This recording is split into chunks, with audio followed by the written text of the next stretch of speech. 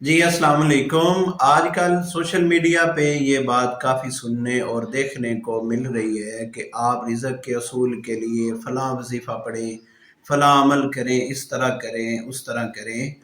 تو میرے خیال سے رزق کے اصول کے لیے اس سے بڑا آسان مختصر عمل کوئی ہو ہی نہیں سکتا۔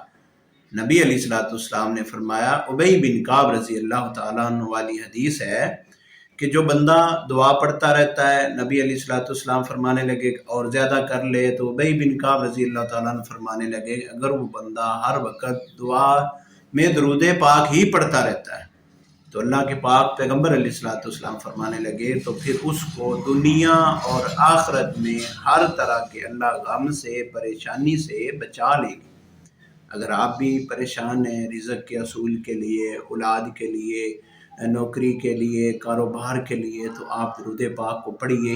اور اس کا ایک اور بڑا فائدہ ہے، اللہ کے پاک پیغمبر علیہ الصلوۃ والسلام فرماتے ہیں کہ جو بندہ ایک مرتبہ درود پاک پڑھتا ہے نا، اللہ اس پہ 10 رحمتیں کرتا ہے، 10 درجات بلند کرتا ہے، 10 نیکیاں اور 10 گناہ معاف کرتا ہے۔